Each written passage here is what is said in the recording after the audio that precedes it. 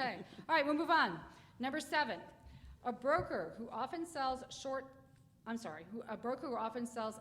short tips to you. That's, thank you, thank you. Who else? Thank you, I needed the comma. A broker often sells stock short, tips you to problems within a local company. The bad news checks out, and do you A, write the story about the company's trouble without mentioning the tip, B, write the story but notice how many people were selling short, C, wait until the company's stocks start to go down before you write the story, D, only write the story if the broker is willing to be identified, or E, acknowledge in the story that a short seller was the source of the tip but leave the broker unidentified. So this one's a little more complicated. Throwing this one open for discussion. Boy, it's really a big problem. And I don't know that there's a set answer. It's almost an individual case-by-case decision. It's a quagmire, it really is. Well, I would say, for me, the key sentence here is the bad news checks out. You know, you do the reporting and it's there, so, you know, you can write the story. I would probably, if it were interesting, I would probably say B, just, you know, note that people are selling the short. But if the bad news checks out, you've got the story. Okay. You're right. Do we have our results tallied as yet? All right, here we are. All right, it looks like it's, again, dead to tie. It's for B, you write the story, but note how many people are selling short. And D, only write the story if the broker's willing to be identified, looks like. So, interesting. Diane, just a question. If the question had been a broker who often sells stock long, tips you about some new whiz-bang technology brand in a local company, and this good news checks out, would you acknowledge in the story Right. that somebody who was long was the source Should. of the tip? How much would that change our choices here? It's an interesting point. I think in part it would depend on the newsworthiness of the new whiz-bang thing. But that's very problematic, too. What's down here? Go ahead. Aaron Wafer can start from you in Minneapolis. I go back to what someone else said. If it's true, why do we don't reveal sources on every story we write, sources of tips on every story we write. If it's factually true, there's no obligation for us to tell readers who told us it first, whether it's good news or bad news. All right. Anyone else? Joe McIntyre, as a freelancer for a lot of different publications over time, I always give attribution about everything, and some of my editors have absolutely insisted, in a small town paper especially, you don't have unidentified sources. You have to say who they are, because sometimes you can be two brokers, Mm-hmm. and so they're both tainted. Right. It's not like there's a huge universe of brokers out there, and one of them slipped you a note. So, I was going to, until he talked, I was going to ask, what's the rationale for not telling who the broker was? Now I understand, but for me, never without attribution. Bill. Bill Troy, I'm going back to Diana's question, which is a good question, but is there any difference between a long seller and a PR guy in a public company who has stock?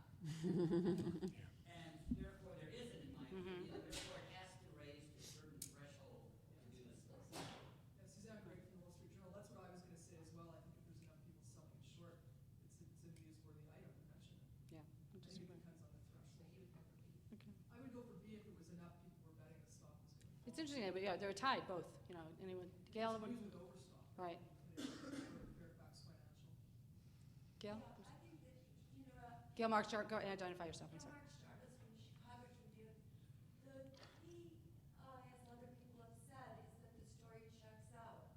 But I want to go a step further because I think this is a really important point that goes back to the discussion we had early in the conference about did we let people know about the problems in the financial system early enough. And I would suggest to you that as journalists, what tends to happen to us is if we see someone that might have a gripe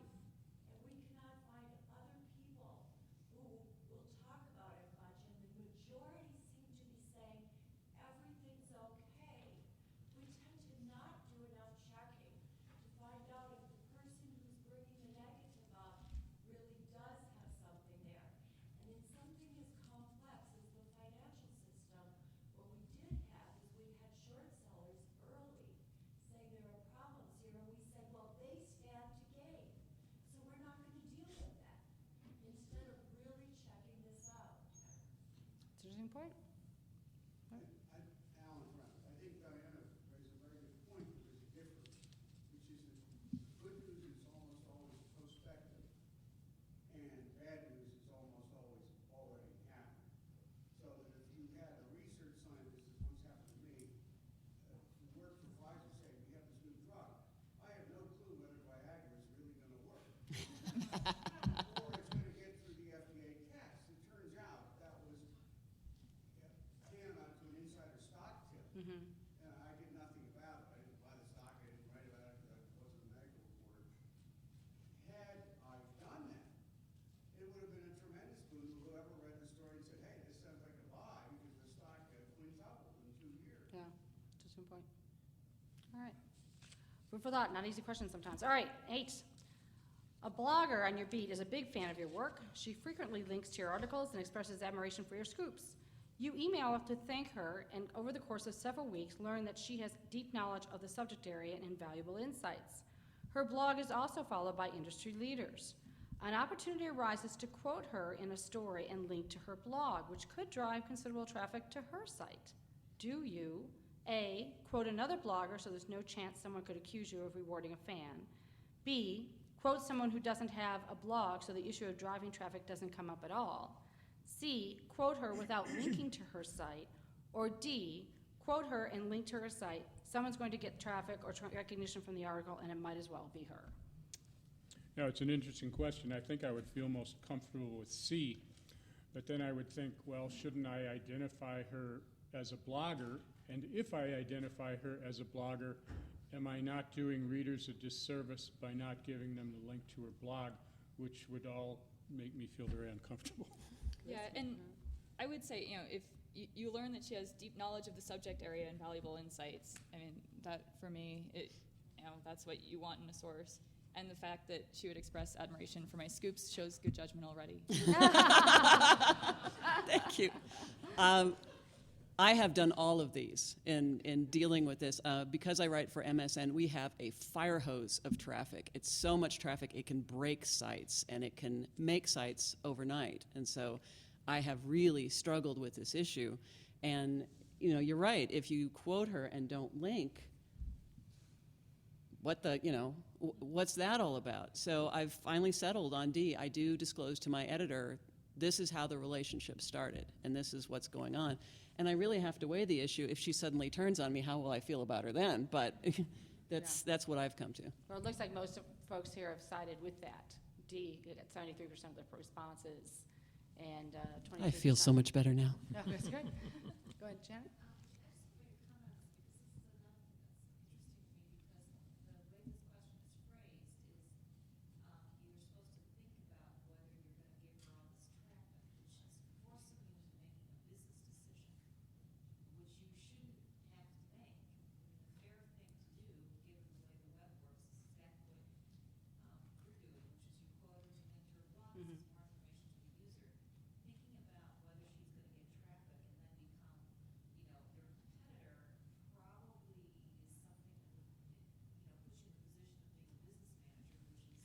Not where you want to be anyway. Yeah, good point.